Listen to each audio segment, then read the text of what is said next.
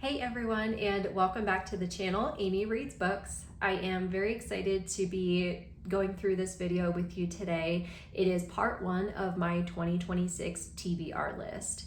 I have books in a lot of different categories, and the genres I'll be covering will be fantasy, romance, horror, mystery and thriller, and general fiction.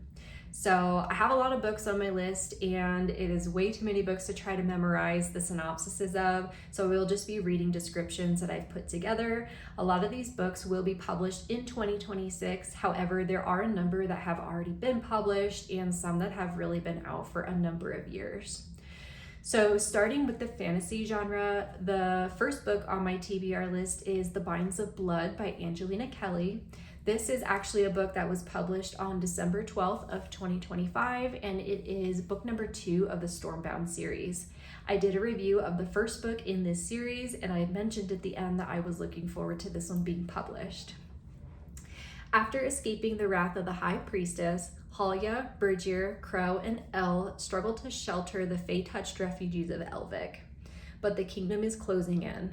With the king's army tightening its grip and the High Priestess's influence spreading, the 4 of them must find allies or risk being crushed by the forces that hunt them. The Binds of Blood is the gripping second book of the Stormbound series. Fans of the Shadow of the Gods and A Court of Thorns and Roses will be swept away by this epic tale of sacrifice, magic, and the battle for freedom. The second book on my TBR in the fantasy genre is The Astral Library by Quinn. This is set to publish on February 17th of 2026. I haven't read any of her books before, but I do know that they are popular. The synopsis of this one just sounded really enjoyable. Through a secret door in the Boston Public Library, a desperate young woman finds a collection of books that literally transports the reader to their respective fictional worlds.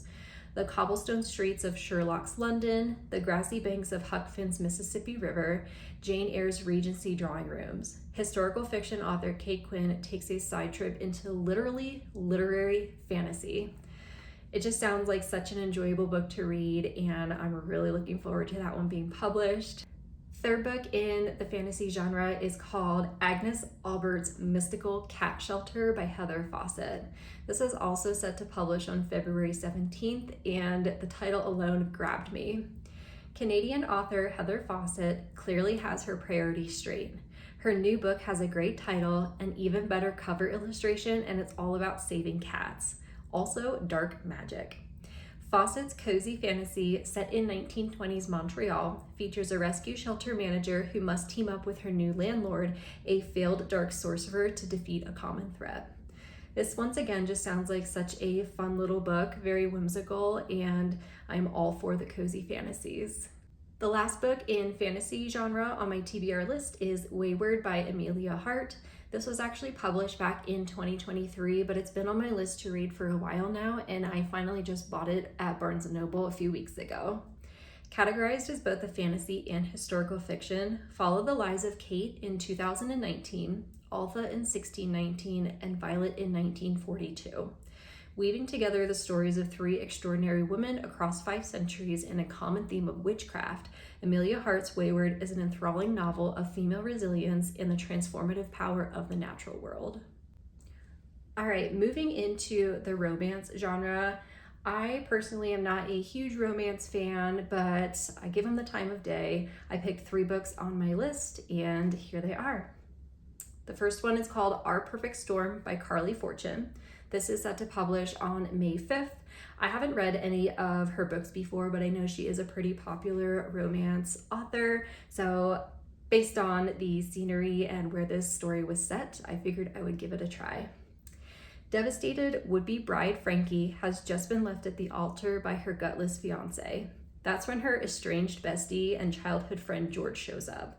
He has an idea. He'll go with Frankie on her honeymoon, and the two can repair their damaged friendship in the warm summer breezes of a Vancouver Island resort. Canada's favorite daughter, Carley Fortune, returns with a new twist on silver linings. This book really sounds like it's got a pretty predictable storyline, but like I mentioned, it is set in Vancouver Island, and I am there for the scenery and the imagery. The next book on the romance genre list is The River She Became by Emily Varga. This is set to publish on June 30th, and it's technically categorized as a romantasy, but since I already have my list full of fantasy books, I figured I'd lump this one into the romance genre. This is recommended for fans of both action and adventure and fantasy and romance. The new novel from author Emily Varga follows the fate of an intrepid relic hunter who crosses over into the land of the Fae. Early readers are enjoying the book's advanced plot maneuvers, which involve interesting magic, forced proximity romance, and some double-sided allegory concerning the sins of the Empire. As I read through that, it definitely sounds more like a fantasy, but that keyword forced proximity romance is why I'm lumping it in with the romance genre. The last book in the romance genre that I am looking forward to reading is The Other Side of Now by Paige Harbison. This is a book that has already been published back on June 3rd of 2025, and this is actually my book club's pick of book for February. With a leading role on a hit TV show and a relationship with Hollywood's latest heartthrob, McBride appears to have everything she ever wanted. But underneath the layers of makeup and hairspray, her happiness is as fake as her stage name, Lana Lord. An impromptu trip to Ireland changes Meg in the most literal of terms. She looks different, the people there know her, and her phone reveals hundreds of photos of her life in this quaint town. This is Meg's chance to fix what was broken from the past and a chance to reconnect with who the real Meg is. This has been on our book club list to read since before it was published, so I am really excited that we finally picked it and we'll be reading this. All right, moving into the mystery and thriller genre, I've got 3 books on this list. Number 1 is called Anatomy of an Alibi by Ashley Elston. This is set to publish on January 13th of 2026. I read one other of her books called First Lie Wins, and it was a very twisty and suspenseful book, so I imagine this one is going to be the same. Benjamin Bayless is up to something, and his wife Camille knows it, but she can't spy him out because Ben tracks her every move. So Camille hires bartender Aubrey Price to take her place for 12 hours, digitally speaking, while Camille pokes around. But when Ben winds up really quite severely dead, both women are in need of an alibi. Like I mentioned, this is going to be a twisty book, I have no doubt, and I am really looking forward to reading it. The second book in the mystery and thriller genre is called It's Not Her by Mary Kubica.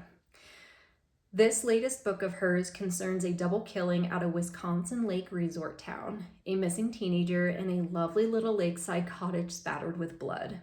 Kubica uses alternating points of view to add further revelations and to gradually eliminate suspects one way or another. I have said before that reading books that have multiple POVs can be a little bit confusing and you can sometimes get lost in them, but I think with this sort of genre where you're going to get different POVs from maybe suspects, victims, the killer themselves, I think that'll definitely be a lot easier to keep track of. So for that reason, I am looking forward to reading this one. Third and final book in the mystery and thriller genre is called This Story Might Save Your Life by Tiffany Crum. It is set to publish on March 10th of 2026. BFFs Benny and Joy have found a profitable niche with their podcast about near-death experiences and survival stories. But when Joy and her husband suddenly go missing, Benny must solve the mystery before he's picked up as a prime suspect. Debut author Tiffany Crum crafts her plotline around a sideways kind of love story. It gets twisty. Plus, the title suggests that this is the sort of book you might want to keep on your bookshelf. I am looking forward to reading a book by a debut author. I think a lot of people can have flops of their first books, but just with the originality of this type of storyline, I have high hopes for it, and I know it won't disappoint. Okay, moving into my general fiction category, I've got a number of books on this list. I think I have 4. Yes. So number 1, this one sounds really funny. It's called The Hitch by Sara Levine. It is set to publish on January 13th of 2026. Rose Cutler defines herself by her exacting standards. As an anti-racist, Jewish, secular, feminist eco-warrior, she is convinced she knows the right way to do everything, including parent her 6-year-old nephew Nathan. When Rose offers to look after him while his parents are in Mexico for a week, her brother and sister-in-law reluctantly agree, provided she understands the rules. Routine, bedtime, homework, and she doesn't overstep. But when Rose's Newfoundland attacks and kills a corgi at the park, Nathan starts acting strangely. Barking, overeating, talking to himself. Rose mistakes this behavior as repressed grief over the corgi's death, but Nathan insists he isn't grieving, and the dog isn't dead. Her soul leaped into his body, and now she's living inside of him. Now Rose must banish the corgi from her nephew before the week ends, and his parents return to collect their child. This just sounds like a really funny book. I love the originality of the storyline, and I expect to laugh quite a bit during this one. Second book in my general fiction category is The Heaven and Earth Grocery Store by James McBride. This already was published back in 2023, but I picked this one up at Barnes & Noble because it's been on my list for a while to read.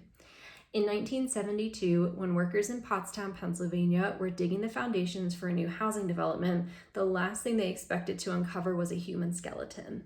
Who the skeleton was and how it got buried there were just two of the long-held secrets that have been kept for decades by the residents of Chicken Hill, the dilapidated neighborhood where immigrant Jews and African Americans lived side by side, sharing ambitions and sorrows.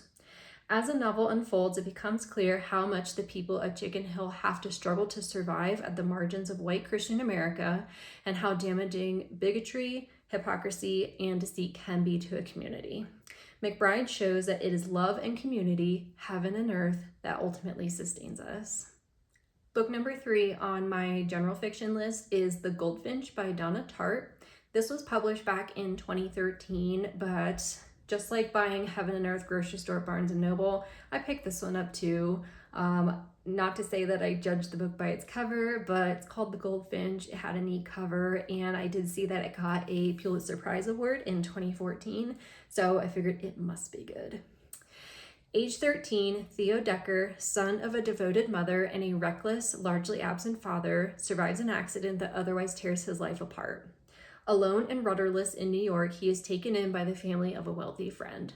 He is tormented by an unbearable longing for his mother, and down the years clings to the things that most remind him of her. A small, strangely captivating painting that ultimately draws him into the criminal underworld.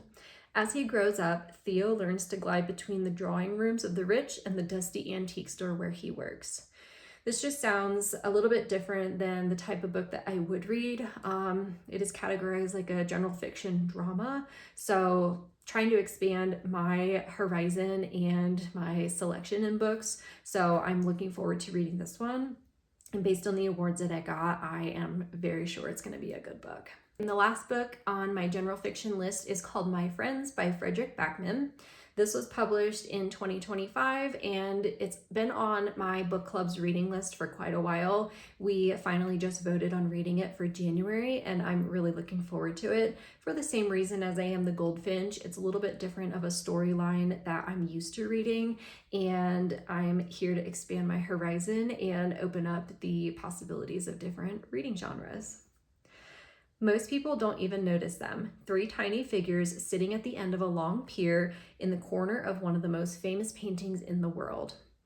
Most people think it's just a depiction of the sea, but Louisa, an aspiring artist herself, knows otherwise, and she is determined to find out the story of these 3 enigmatic figures.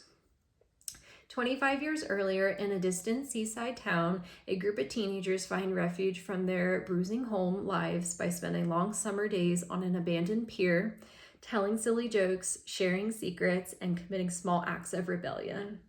These lost souls find in each other a reason to get up each morning, a reason to dream, and a reason to love.